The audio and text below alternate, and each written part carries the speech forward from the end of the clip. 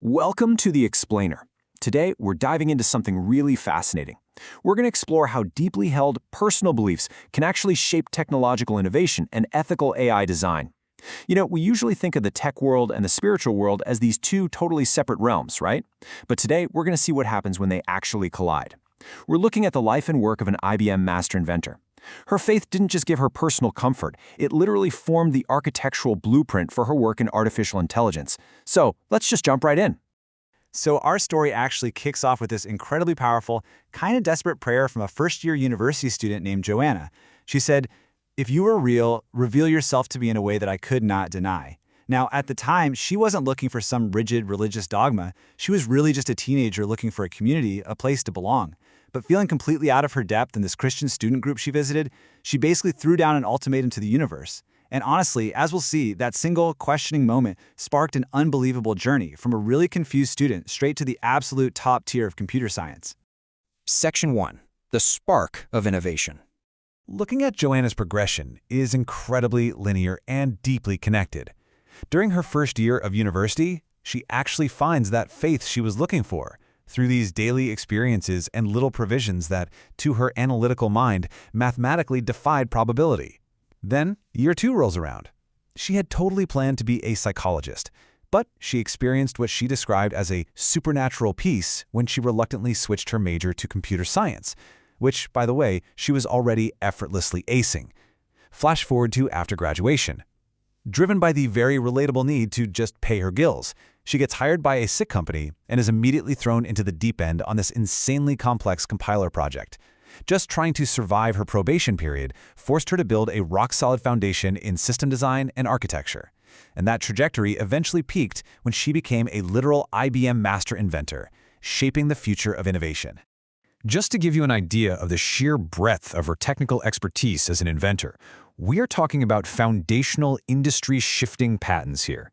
She spearheaded early SMS mobile commerce, way back when buying things on the internet was completely new. She tackled cybersecurity, the Internet of Things, and eventually moved into AI semantic thinking. That last one is absolutely wild. It's all about integrating multiple intelligence models.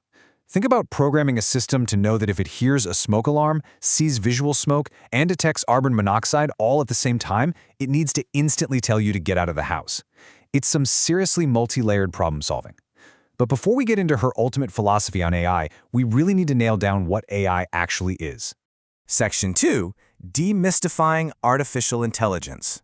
Joanna breaks artificial intelligence down into 3 distinct categories, which really clears things up. First up, symbolic AI. This is all about representing accurate models and symbols of the physical world, but it is incredibly expensive to pull off. Second, we have statistical AI.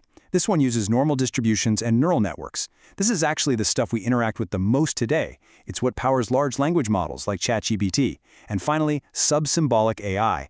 This takes a given set of data and observes patterns to figure out what technologists call a ground truth.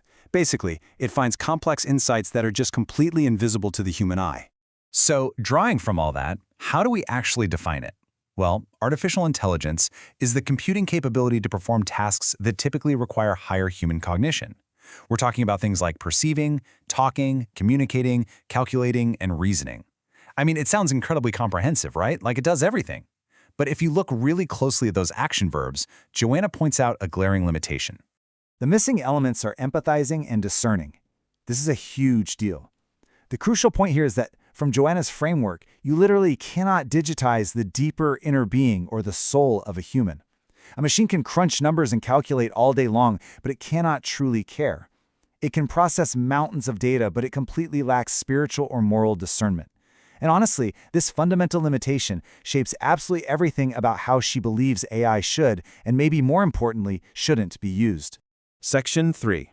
The Threat to Identity. Now, Joanna experienced what she calls her Esther moment, basically a very specific calling to step up and fight the modern dangers that are lurking in our digital realm. And she actually frames her view of today's digital landscape using a verse from the Bible, "Thick darkness is over the people." It's fascinating because she's taking this ancient text and applying it directly to a very modern reality. She's pointing out that our current digital environment is in many ways operating completely in the dark when it comes to actual human well-being. So what does that darkness look like in practice? Well, it looks like a digital economy that runs on human attention as its primary currency. It exploits our attention for one main reason: to make big tech insanely rich. But for Joanna, it goes way deeper than just economics. She argues that it actually demeans human sanity by assuming the human brain is nothing more than a biological computer. From her faith-based perspective, this kind of spiritual theft destroys our unique human identity and our purpose. It treats us like we're just hardware rather than living beings with a soul. Section 4. AI for Augmented Cognition. Okay, so if the current digital economy is the problem, what exactly is the faith-driven solution? Well, it requires a massive mental shift in how we view the technology itself. There are basically two fundamentally different approaches here. On one side, you have the push for artificial superintelligence.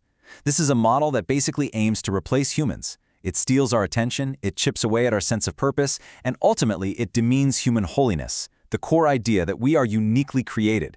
But on the flip side, we have Joanna's ethical alternative, augmented cognition. This approach is all about building a personal AI web for a better you. It actually adds value. It treats AI strictly as a tool. And the most important part? Humans remain 100% in control.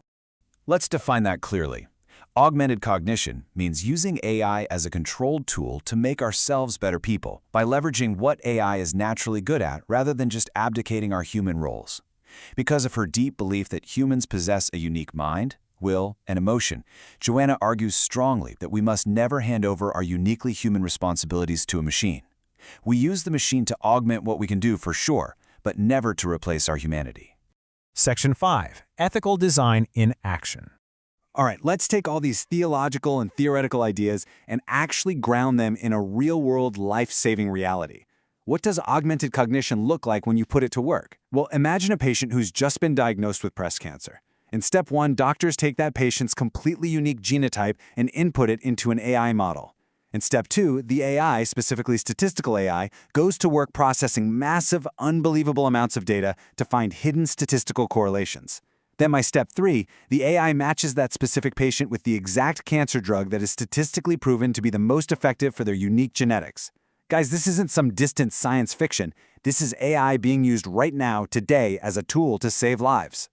But, and this is an absolutely crucial distinction, we have to acknowledge a major limitation here.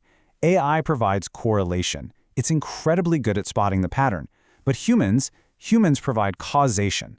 The AI has literally no idea why the drug works. It just knows that the data lines up. Real medical research still relies entirely on the human mind to understand actual cause and effect.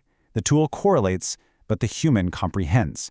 And that naturally brings us to what we can call the driverless car dilemma. Think about it. When a self-driving car crashes, who is at fault? Joanna points out that sometimes car makers actually try to blame the AI, but she argues that this is just fundamentally totally flawed. A human being designed it. The human maker is in charge, not the tool.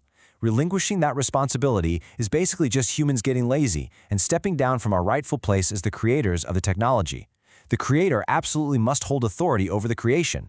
So, that leaves us with a really striking provocation to end on. If we sell ourselves short as humans, who is really in charge, the tool or the maker? Joanna's amazing journey from a student seeking spiritual truth to a massive tech pioneer is such a great reminder that our design choices are, at the end of the day, a reflection of what we believe about humanity itself. If we view ourselves as nothing more than biological computers, we're probably going to build technology that rules over us. But if we see ourselves as inherently valuable and purposefully designed, we will build tools that actually serve and uplift us. Thank you so much for joining me on this explainer. And hey, I really encourage you to look at the devices sitting around you today and ask yourself, are you the maker or are you being managed by the tool?